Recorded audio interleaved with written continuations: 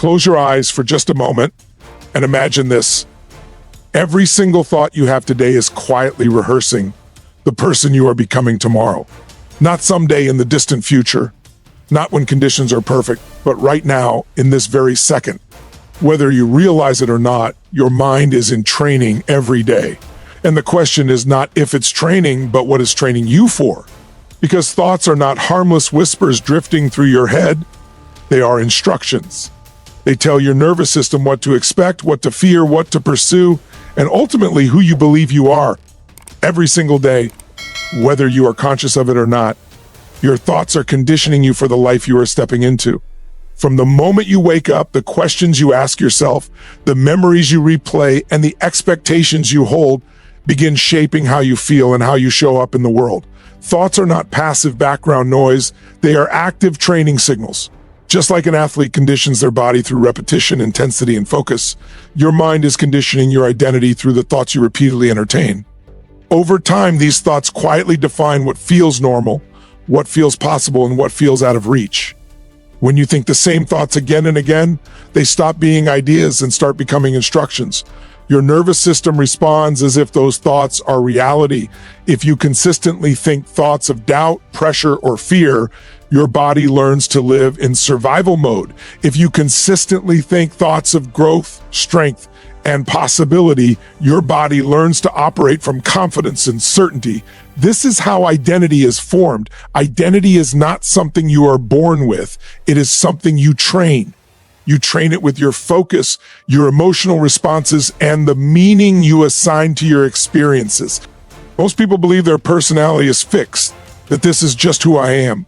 But who you are is largely the result of mental conditioning that happened over years without conscious direction. The good news is that what has been conditioned can be reconditioned.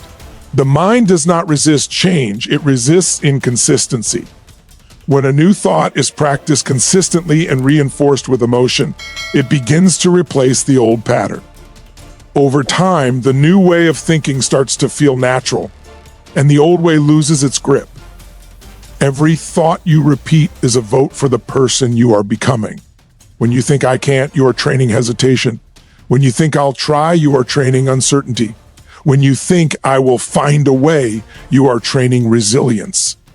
These may seem like small differences, but compounded over days, months, and years, they create massive shifts in behavior and results. The quality of your future is deeply connected to the quality of your habitual thoughts. Your thoughts also shape what you notice. They act like a filter, directing your attention toward evidence that supports what you already believe. If you train your mind to expect problems, it will find them everywhere. If you train your mind to expect opportunities, it will begin to recognize possibilities that were always there but previously invisible. This is not positive thinking. It is intentional conditioning. It is choosing to train your mind in a way that serves your growth rather than limits it. The most powerful realization is that training happens whether you choose it or not. The only real choice is whether you train by default or by design. When you become aware of your thoughts and begin directing them with purpose, you stop being a product of your past and start becoming the architect of your future. Because in the end, your thoughts are not just reflections of who you are today, they are rehearsals for who you will be tomorrow. A thought on its own is weak, fleeting, and easily forgotten. But the moment emotion enters the picture, that thought becomes powerful. Emotion is the fuel that tells your brain this moment matters, that this idea should be stored, strengthened, and repeated. This is why emotionally charged experiences are remembered vividly while ordinary moments fade away. Your nervous system is always asking one question: what deserves my attention and energy? Emotion provides the answer. When you attach strong emotion to a thought, you are essentially telling your brain to amplify it and make it part of your operating system. This is how patterns are formed so quickly. One intense emotional experience can condition a belief that lasts for years. A moment of humiliation can wire insecurity. A moment of pride can wire confidence. The emotion doesn't just color the memory, it trains the nervous system on how to respond in the future. When similar situations arise, the body reacts automatically. often before the conscious mind has time to intervene. This is not a weakness, it is efficiency. The brain is designed to learn fast when emotion is present so it can protect you or help you succeed. Most people do not realize that they are constantly energizing certain thoughts with emotion throughout the day. Worry is not just thinking about a problem, it is thinking about it with fear. Regret is not just remembering the past, it is remembering it with pain. These emotional states strengthen the very thoughts people are trying to escape. The more emotional energy you pour into a thought, the deeper the neural pathway becomes. Over time, the brain learns to return to these patterns automatically, making them feel uncontrollable, even though they were trained. Through repetition, the same mechanism that creates limitation can create power. When you intentionally link strong, positive emotion to empowering thoughts, you begin to rewire your mental conditioning. Confidence is not the absence of fear, it is the presence of certainty fueled by emotion. Gratitude, excitement, determination, and purpose all act as amplifiers. When you think empowering thoughts with intensity, your brain begins to treat them as instructions for action rather than wishful ideas. This is why visualization alone is not enough. Simply imagining a better future without emotional involvement has little impact. But when you feel the future you want as if it is already happening, your nervous system begins to align with that reality. Your posture changes, your tone shifts, your decisions become bolder. Emotion bridges the gap between thought and behavior, turning intention into momentum. The critical insight is that emotion is always present. The only question is how it is being used. If emotion is unconsciously attached to fear, frustration, or self-doubt, it trains you for stress and hesitation. If it is consciously attached to focus, courage, and belief, it trains you for growth and achievement. You are already using emotional intensity every day, often without realizing it. The moment you learn to direct it, you gain the ability to condition your mind and body toward the future you want to live into rather than the one you are trying to avoid. What you say to yourself every day becomes the script your life follows, and repetition is what turns those words into reality. An inner dialogue repeated often enough stops sounding like a thought and starts sounding like truth. The mind learns through repetition, not logic, and whatever you rehearse consistently becomes familiar, automatic, and unquestioned. This is how long-term mental patterns are formed. A single thought has little power, but a thought repeated daily becomes a habit. And a habit of thought eventually becomes a belief that shapes how you see yourself and the world around you. Most people are running mental scripts they did not consciously choose. They repeat phrases like, "This is hard, I'm not good at this," or "It never works out for me," often without noticing how frequently these words appear in their mind. Each repetition strengthens the pathway, making it easier for the brain to return to the same conclusion the next time. Over months and years, these repeated statements create a mental environment where certain outcomes feel inevitable. The brain prefers what is familiar, even when it is painful, because familiarity feels safe. Repetition also explains why change can feel uncomfortable at first. When you introduce a new inner dialogue, it conflicts with old patterns that have been reinforced for years. The mind resists not because the new thought is wrong, but because it is unfamiliar. At first, empowering thoughts may feel forced or unnatural, but that discomfort is a sign that new neural pathways are being formed. With continued repetition, the new dialogue begins to feel normal, and the old one weakens from lack of use. The power of repetition works in both directions. Repeating limiting thoughts reinforces hesitation, self-doubt, and emotional stress. Repeating empowering thoughts builds certainty, focus, and resilience. The mind does not evaluate whether a thought is helpful, it simply strengthens what is practiced. This is why people can intellectually know something is not true, yet still feel controlled by it emotionally. The emotional brain has been trained through repetition, and it responds based on conditioning rather than conscious reasoning. Daily inner dialogue shapes expectations, and expectations influence behavior. When you repeatedly tell yourself you are capable, your actions align with that belief. You take more initiative, persist longer, and recover faster from setbacks. When you repeatedly tell yourself you are limited, your behavior quietly adjusts to match that story. Over time, these behaviors create results that seem to confirm the original belief, even though the bell IF was the starting point. Changing long-term patterns begins with awareness. You cannot interrupt a pattern you do not notice. The moment you start listening to your inner dialogue, you gain the ability to redirect it. Replacing old phrases with new ones is not about pretending or lying to yourself. It is about training your mind with intentional repetition. What you consistently say to yourself becomes the lens through which you interpret life. Repetition is the silent force shaping your future. Every day, you're either reinforcing old patterns or installing new ones. The words you repeat internally are not just commentary on your life, they are instructions for how your mind and nervous system will respond tomorrow, next week, and years from now. At some point, real transformation begins with a difficult but liberating realization. No one else is in charge of your focus, your meaning, or your mental direction.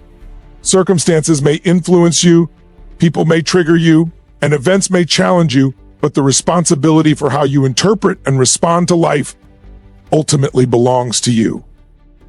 The moment you accept this responsibility, you reclaim personal power. As long as attention is blamed on the outside world, control remains outside as well.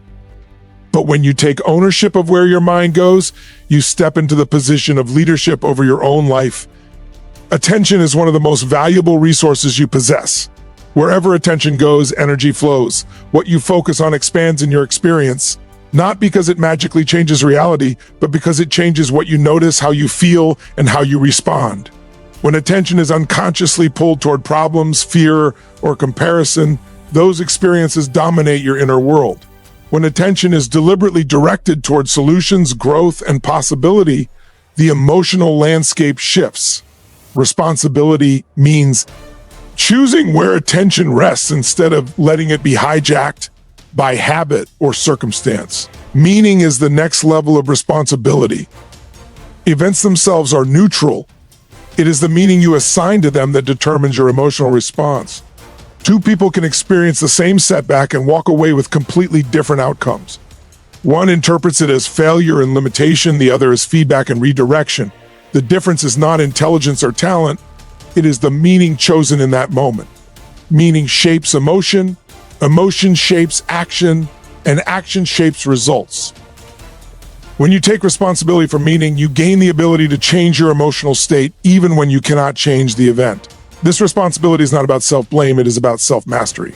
Blame weakens, responsibility strengthens. Blame says something is wrong with you or the world. Responsibility says you have the power to choose your response. This shift removes the victim mindset and replaces it with agency.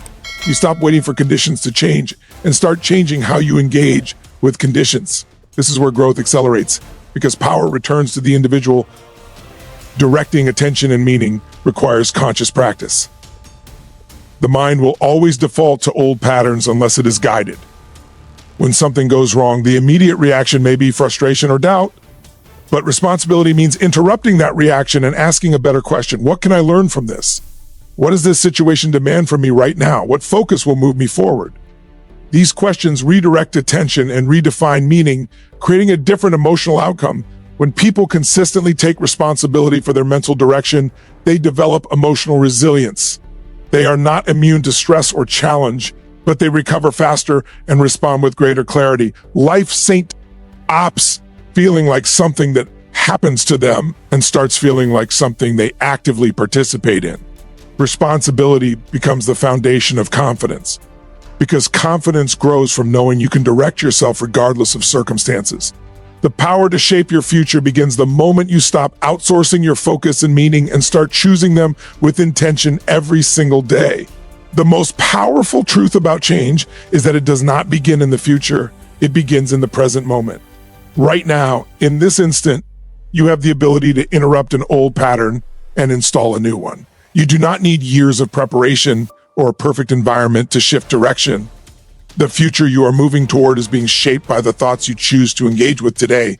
Every moment you delay change, you are still training something, and whatever you train now is what will show up later. Many people believe that transformation requires massive action, but the real leverage point is much smaller and much closer than they realize. It begins with a single thought chosen consciously instead of automatically. When you change a thought in the moment it appears, you break the momentum of an old pattern. That interruption creates space, and in that space, choice becomes available. Choice is where freedom lives. The ability to choose a better thought, even when the old one feels convincing, is the starting point of lasting change. The present moment is powerful because it is the only place where the nervous system can be trained. You cannot rewire your mind in the past, and you cannot do it in the future. You can only do it now, by deciding what you will focus on, what meaning you will assign, and what emotional state you will cultivate. Each time you redirect your focus, you strengthen the new pathway. Each time you follow the old pattern, you reinforce it. Key future is nothing more than the accumulation of these present moment decisions. Immediate change does not mean instant perfection. It means committing to a new direction repeatedly. Even small shifts, when practiced consistently, create powerful momentum. Choosing curiosity instead of frustration, determination instead of doubt, or responsibility instead of blame may seem minor, but these choices compound over time. The nervous system begins to associate challenge with growth instead of threat. Confidence is built not through waiting for certainty, but through acting in alignment with a stronger internal dialogue. When you change your thoughts now, your behavior changes almost immediately. Your posture straightens, your voice becomes firmer, and your actions become more decisive. These changes send feedback to the brain, reinforcing the new identity you are stepping into.